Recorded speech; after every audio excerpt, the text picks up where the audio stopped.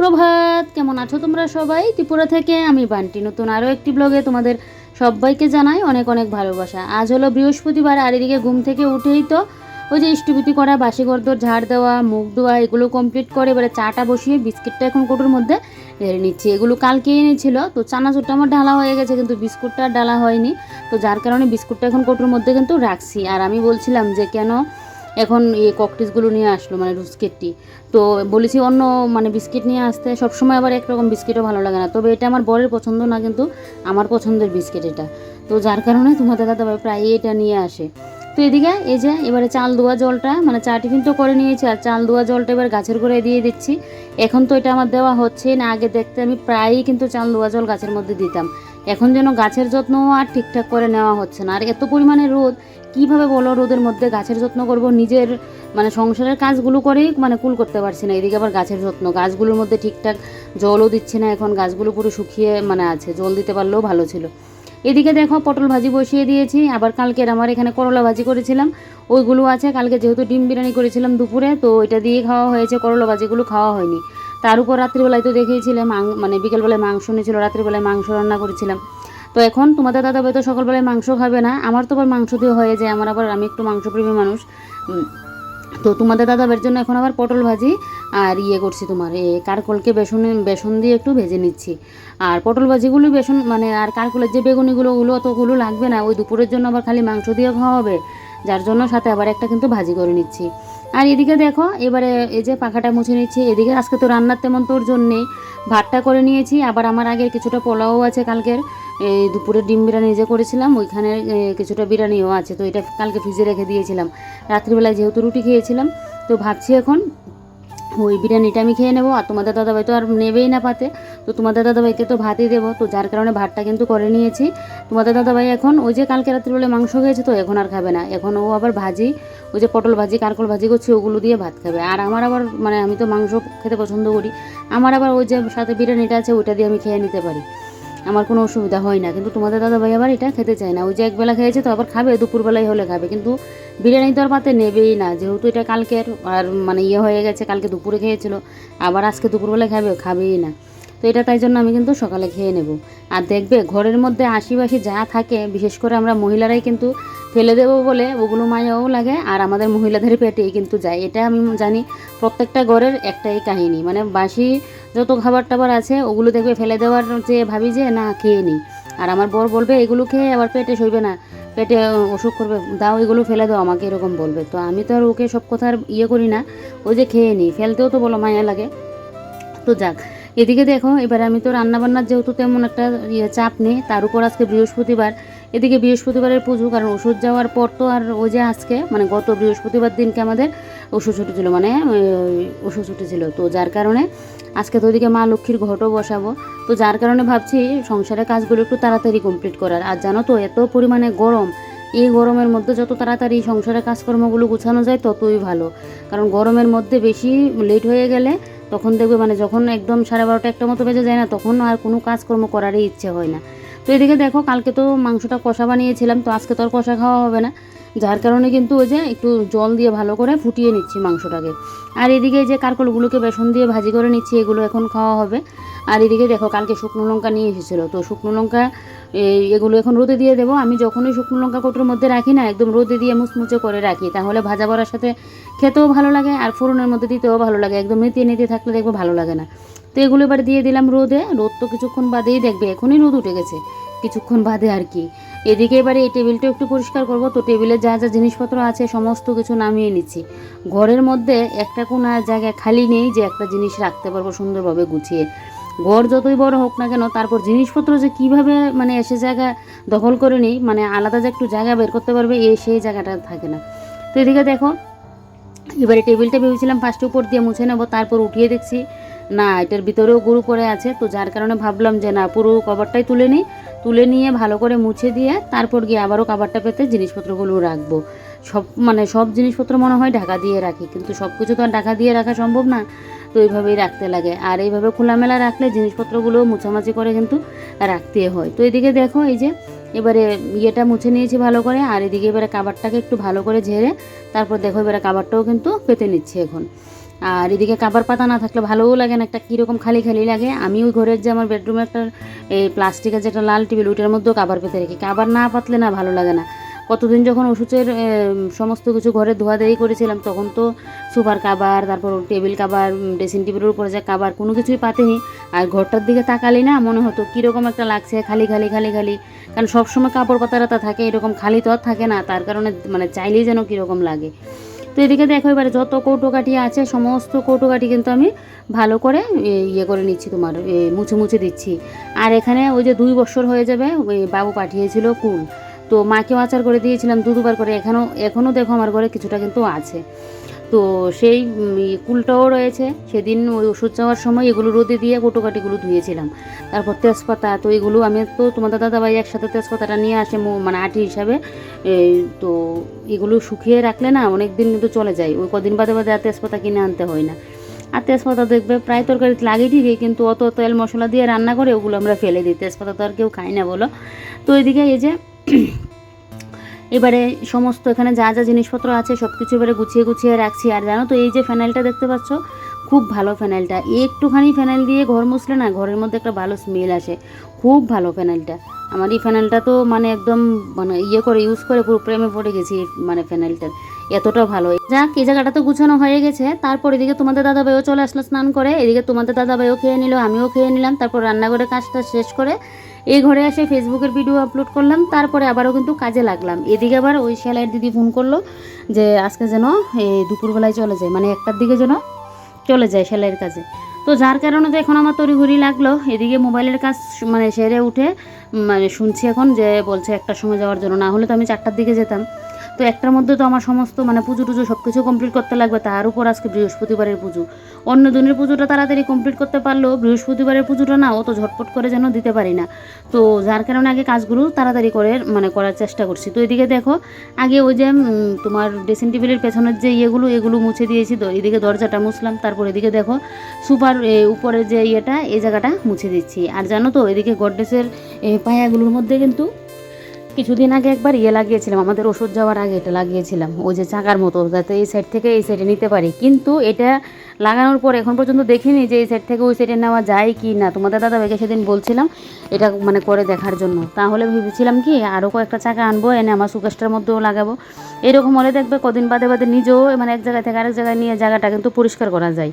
তো তোমাদের দাদাভাইকে একদিন বলবো যে দেখার জন্য। যা মানে সেট করা হয়েছে, তারপরে তো একদিন পরে আমাদের ওষুধ পড়ে গেল, আর এটা দেখা আর হয়নি। তো এদিকে দেখো এবারে প্লাস্টিকের টেবিলটাও ভালো করে মুছে দিয়েছি, দিয়ে এবারে এইটার উপরে তোমার মানি প্ল্যান্টটা থাকে, এটা মুছে নিয়েছি। তারপর প্লেটটা নিচে দিয়ে রাখলাম। অনেক সময় তো মানি প্ল্যান্ট গাছে জল টল দিলে না হলে একদম জলটা নিচে এসে পড়ে মাটি শুদ্ধ, তো যার কারণে কিন্তু নিচটা ভালো করে মুছে দিয়েছি।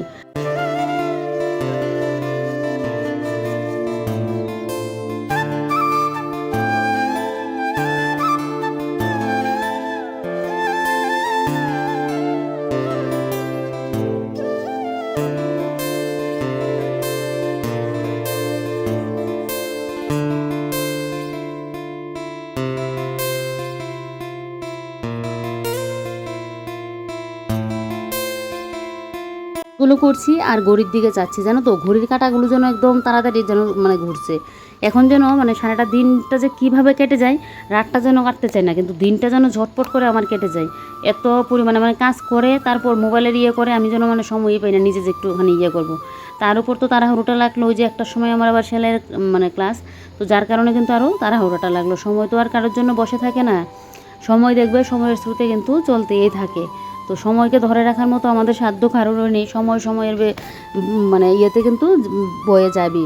তো যার কারণে সময়ের কাজ সময় করতে লাগে, তারপর সময় মতো আমাদের সব কিছু করতে হয়।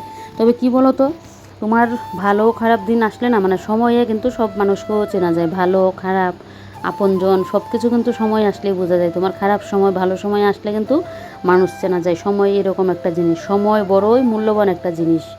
কারোর জন্য যেরকম বসেও থাকে না, তার উপর সময় আসলে না তোমার খারাপ সময় ভালো সময় আসলে মানুষও চেনা যায়, মানুষ কত রূপ পরিবর্তন করে বা কী হয়। তো যাক, এদিকে দেখো এবারে টিভির উপরের যে এই সুকেজের উপরে যে তোমার কাপড়টা যা এটা ভালো করে একটু মুছে দিয়েছি, আর এই ঝুড়িটাও ভালো করে মুছে নিচ্ছি। 20 টাকার ঝুড়ি, এই ঝুড়িটা ভাবছি আরও 2টা এনে রাখবো। এই ঝুড়িগুলো খুব ভালো। আর আমার ড্রেসিং টেবিলের উপরে যে ঝুড়িটা, এটা কিন্তু আমি 30 টাকা না 40 টাকা দিয়ে নিয়েছিলাম, তাহলে বুঝো। তো আরও 2টা ভাবছি নিয়ে আসবো। তো জানি না এই প্লাস্টিকের 20 টাকার প্লাস্টিকের দোকানটা বসে কিনা এখন। আমি তো সেই কবে গিয়েছিলাম, মনে হয় হয়ে যাবে 2-3 মাস। তো এদিকে দেখো এবারে ঝুড়িটাকে ভালো করে মুছে, ফুলদানিটাও ভালো করে মুছে নিয়েছি। এবারে টপটা তো জায়গা মতো রাখলাম। এবারে এর উপরে যা যা জিনিসপত্র থাকে, সামগ্রী থাকে, আমার একটা একটা করে জিনিসগুলো রাখবো। সামনেই তো পুজো চলে আসছে, পুজো দেখবে এখন দেখ করতে করতে মানে পুজো কিন্তু চলে আসবে, দুর্গা পুজো। কীভাবে যে বছরটা চলে যায় সেটা যেন বুঝি না। ওই যে বললাম সময় কারোর জন্য মানে বসে থাকে না, কীভাবে যে মানে বছরটা চলে যায়।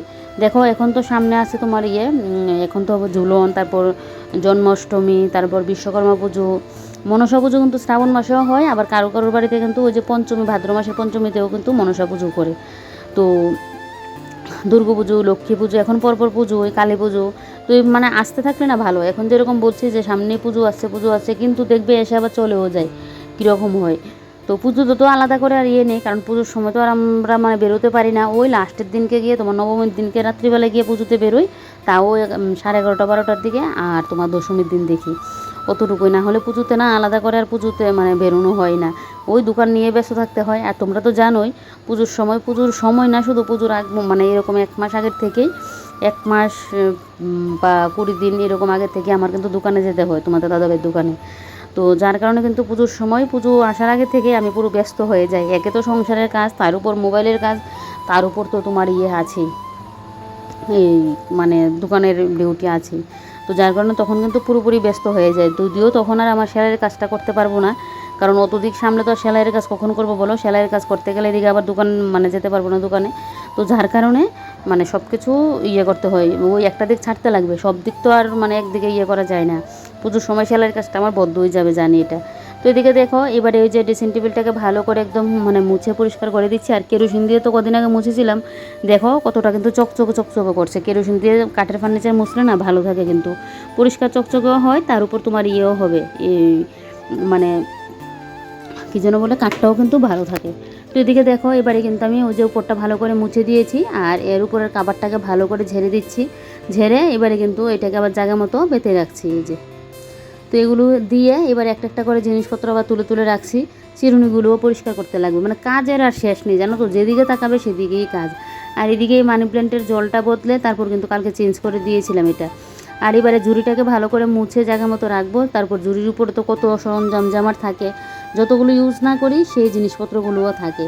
তো এবার একটা একটা করে ঝুড়ির মধ্যে সমস্ত কিছু রাখবো, মানে ট্রেটার মধ্যে সব কিছু রাখবো। তো একটার মধ্যে তোমার সিঁদুর কুটো, আরেকটার মধ্যে সেফটি পিন, ক্লিপ, আরও কি কত টুকিটাকি জিনিসপত্র থাকে। তার উপর আরেকটার মধ্যে গ্লিসারিন যা আনলাম, মানে গ্লিসারিন আর ইউজার করলাম না। তার উপর তোমার আমার চুলের সিরাম, তারপর ওই যে মুখের সিরাম কয়েকদিন দিয়েছি। মুখের সিরামও মানে আমি প্রত্যেক দিন দেওয়ার কথা যেন ভুলেই যাই। ডেটল, তারপর সুথল, এই যে দেখো গ্লিসারিন যেমনিতে আনলাম এমনিতে পুরো রয়েছে, মানে সঙ্গে আনি, কিন্তু এটা যে ইউজ করবো সেটা আর করি না।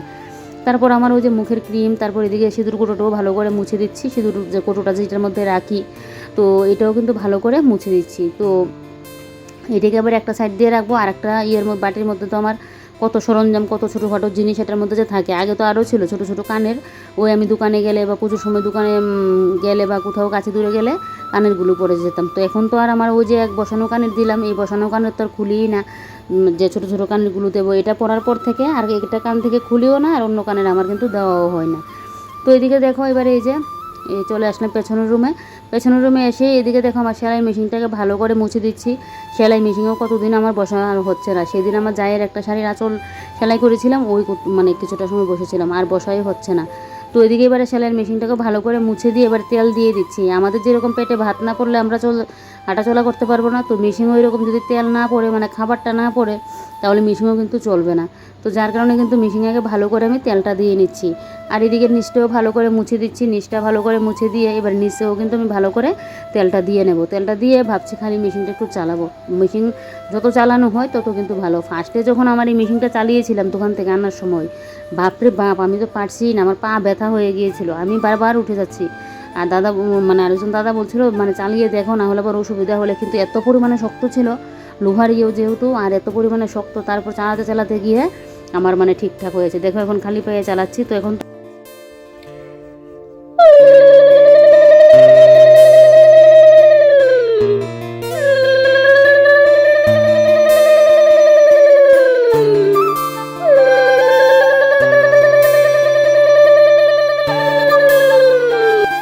কমপ্লিট হলো, 1টা বাজতে 3 মিনিট বাকি। তো তাড়াতাড়ি করে পুজোটা দিয়ে পুজোর বাসন কুসন ফেলে রাখলাম। বাইরে কাপড় চোপড় কয়েকটা সকালবেলা ধুয়েছিলাম, এগুলো এই মানে শুকিয়ে গেছে, এগুলো আনলাম। আর স্নানের কাপড়গুলো তো মেলে দিলাম। এবার আমার ব্যাগপত্র নিয়ে এদিকে দেখো রোদ মাথায় নিয়ে কিন্তু ছুটছি সেলাইয়ের কাজে। তো সেলাইয়ের কাজে যাওয়ার পথে আবার ওনার সাথে দেখা হয়ে গেল। তো ভাবলাম আমি একা দেখবো কেন, তোমাদের একটু দেখাই। তারপরে এই যে দেখো এখন চলে যাচ্ছে কিন্তু দিদিদের বাড়ি। আর এত পরিমাণে রোদ, মানে ভাবছি ছাতাটা নিয়ে আসলে ভালো ছিল। আমার তো আবার রোদের মধ্যে হলে সমস্যা হয়ে যায়, যেহেতু আমার মাইগ্রেনের সমস্যা আছে, মানে মাথা ব্যথা উঠে যায়। আর এই বেল গাছটা দেখে মন প্রাণ পুরো জুড়িয়ে গেল।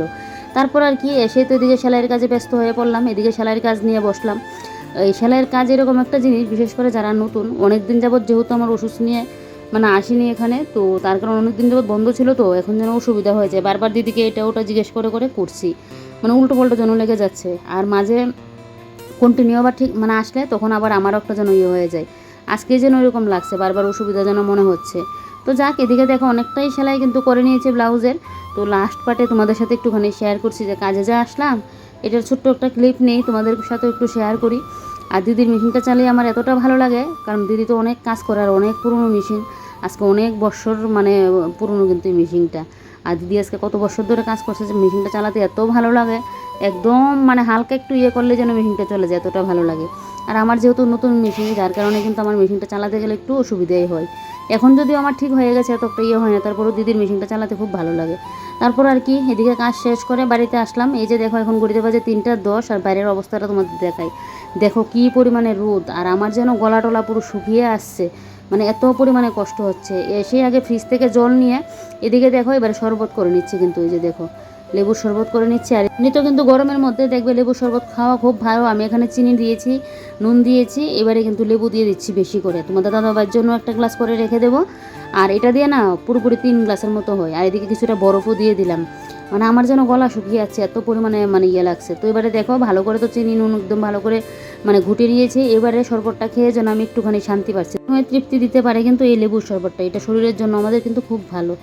যাই হোক, চলো এবার আমি শরবতটা খাই। আর আজকের ব্লগটাও এখানে শেষ করি। তোমরা সবাই ভালো থেকো, সুস্থ থেকো, আর এই গরমে সবাই বেশি বেশি করে শরবত খেও। Bye bye.